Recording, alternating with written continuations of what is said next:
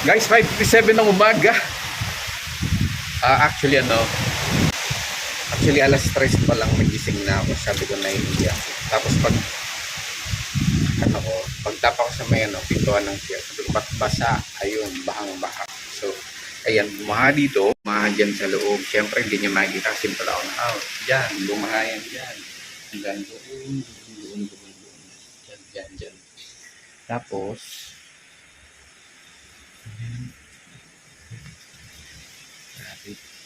hindi na nakapaglagay ng typhoon guard. Kasi akala ko hindi na siya lalakas.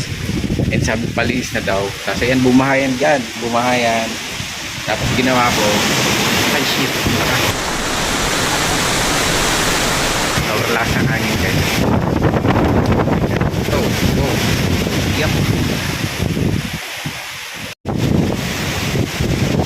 Woo!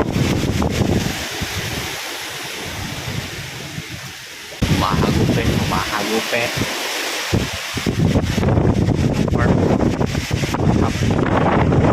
So yun guys, bali alas 3 pa lang ng umaga, nandyan na ako dyan sa dulong niya, sa corner na yan sa kanto na yan, tapos doon din, tapos doon pa palipat-lipat ako kasi tinatanggal ko yung mga daon-daon na nakabara sa drainer. Okay, so patakbo-takbo ako dyan, tapos naulan, tapos sobrang lakas ng hangin, tapos yung mga styro, yung mga na yan, mga hinangin na yan. Ayan, tapos ang daming daon dito kanina, tapos bahang-baha na yung tubig, mataas na yung kaya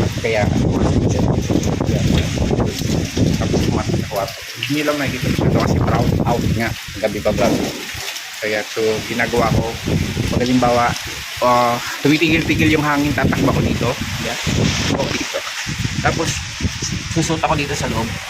Dito ako nasa sa loob, tatanggalin ko yung mga down dito.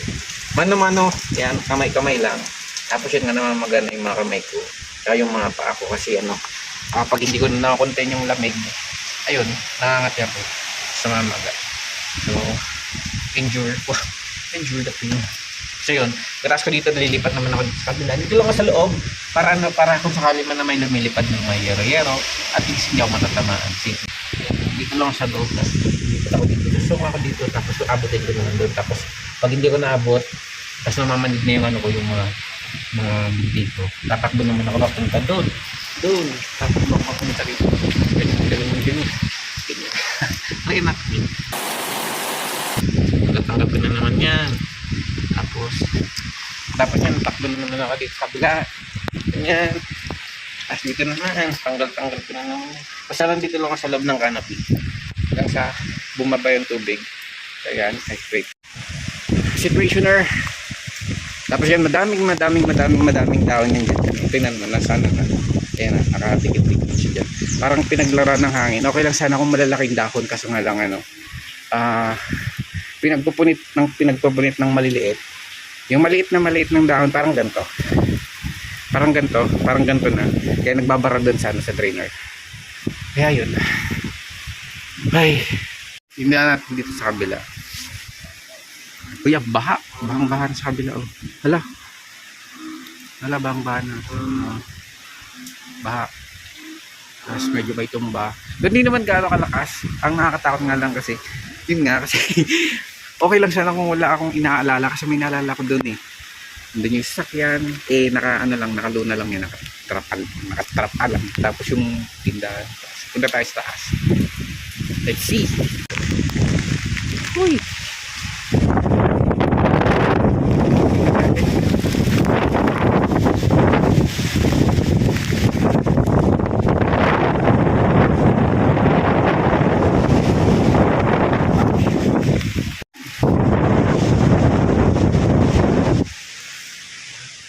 So, tatanggalan ko ito ng dahon.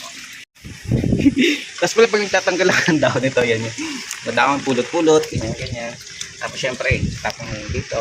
Pero yung kabubuhan, syempre pag tinapon mo yan, lilipad uli yan dyan. Babalik uli dito. Kabubuhan. Sabi.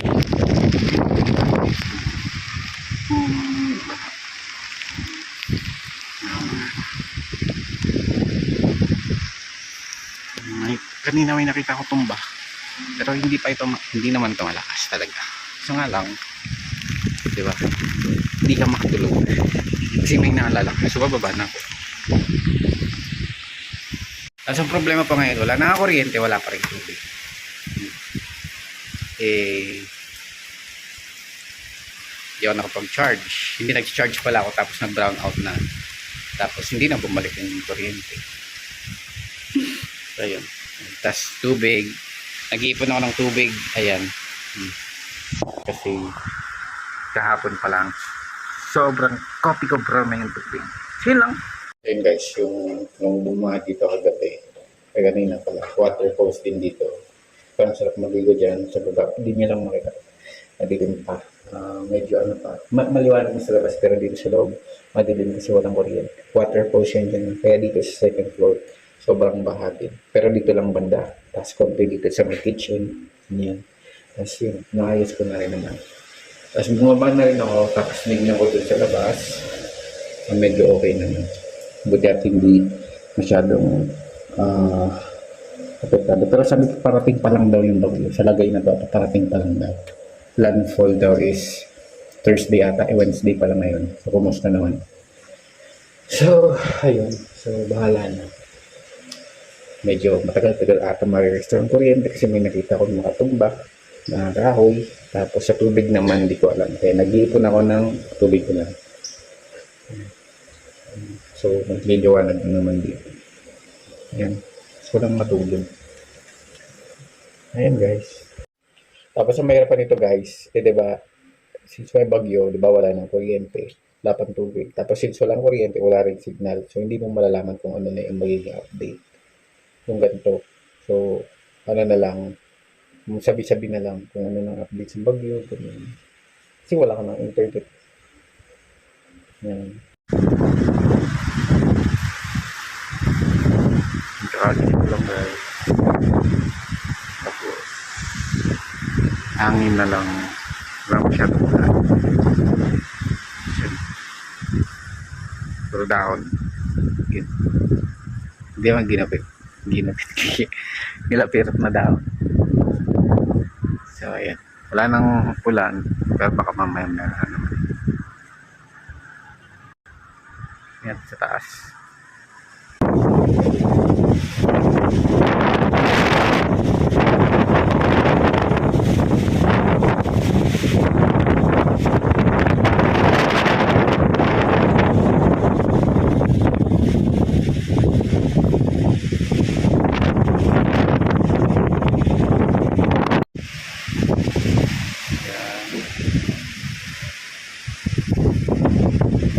Bale yung ano, yung mga puno ganito na.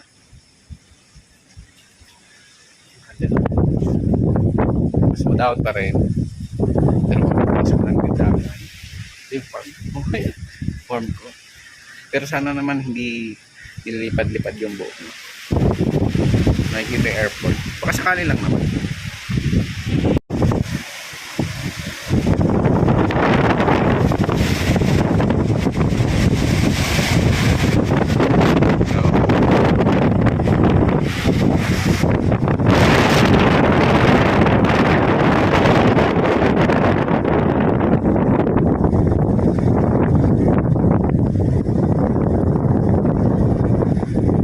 Yan.